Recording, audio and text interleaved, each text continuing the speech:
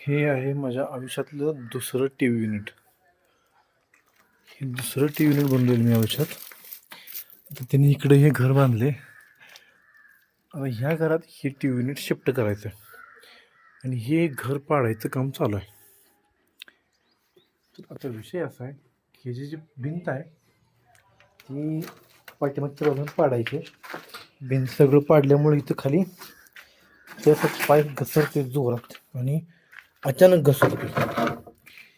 हे इकडं पाडकाम चालू आहे.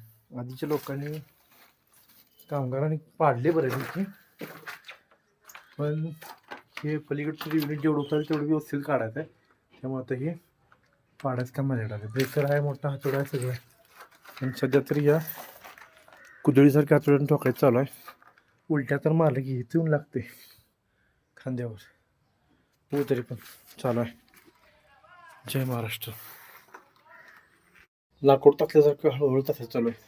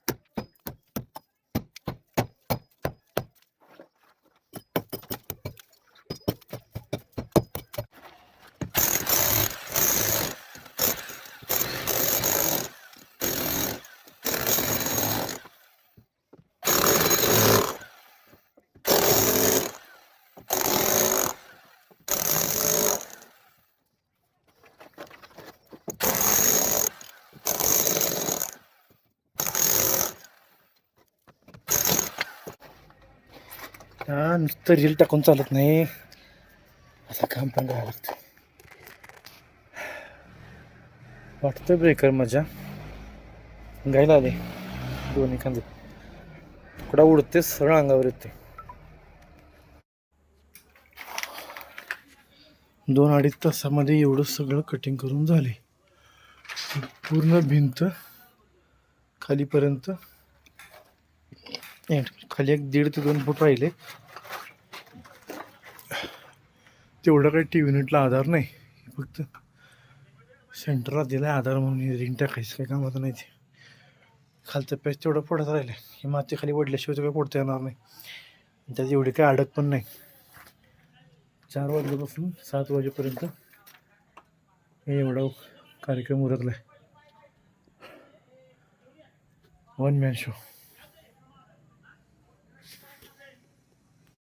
काम असं करायचं की ते पाडताना आपल्याला वैतागायला पाहिजे. इथली आपण एवढी भिंत पाडली होती, खालचा राहिलेला 1.5 फूट दुसऱ्या पोराने पाडले. आता ही टी व्ही युनिट आहे. ती टी व्ही युनिट ज्या भिंतीवर फिट केले ती भिंतच पाडल्या पूर्ण. तरी ही टी व्ही युनिट हलाय तयार नाही. जाय गच काम करायचं, असं करायचं. आपल्याला वैतागायला पाहिजे. दुसरं असतं तर मग सोडूनच गेला असेल.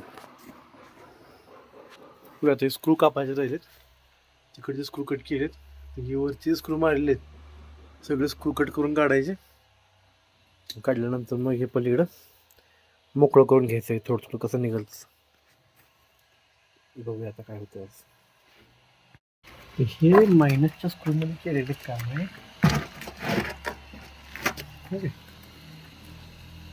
त्यावेळेला हाताला डील करून स्क्रू ड्रायव्हरने करून बसलेलं करायचं. त्यावेळी मशीन वापरत नव्हतो. तर सिस्टम आली. आता स्टारच्या स्क्रू मारत नाही पण, कारण याला खेळ बसायला लागते. एवढं कोण टाइम पास करत बसतं. मशीन काढतोय हाताने सगळे पिळलेच पाहिजे. असला उद्योग कोण करत बसत का. हे स्क्रू काढायचे. बघूया आता काय काय निघतं. बघूया आता. हा पीस मधला व्यवस्थित निघाला पाहिजे. हा पीस आणि तो बॉक्स हे जर पूर्ण व्यवस्थित निघालं तर असं वरती हार्मोनियम फिट करायचा प्रयत्न करूया, बघूया जो होत आहे.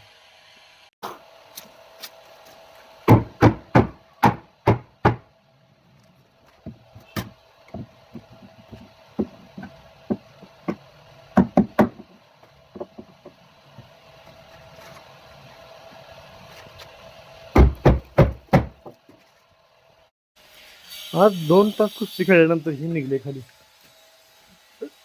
युनिट इथनं सेपरेट होऊन खाली पडले असता.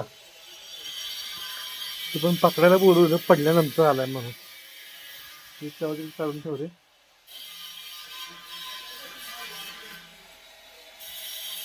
आता हायचा प्लाऊड साईडला काढून घ्यायचा आणि जे सेंटरची पीस आहे डिझाईन शो पीस एवढं ठेवायचं.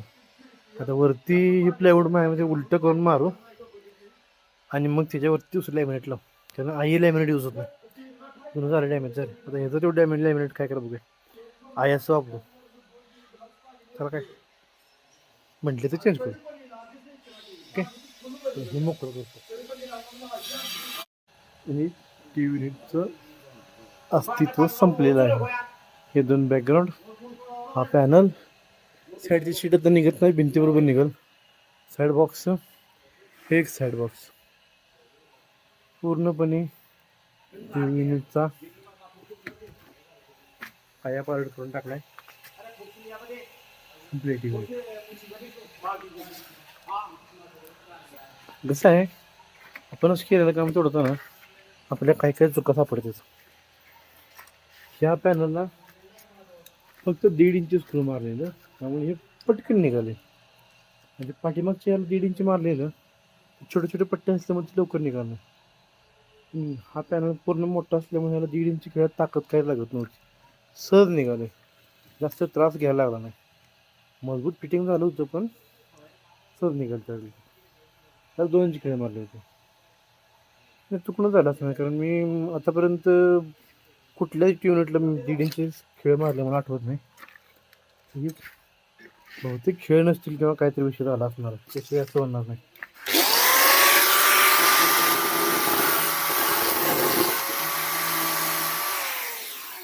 फिटिंगच्या वेळेला तिथं खेळ शिल्लक नसणार आहेत, त्यामुळे जे आहेत ते 1.5 इंच खेळ मारले असणार आहेत या पॅनलला. ओके.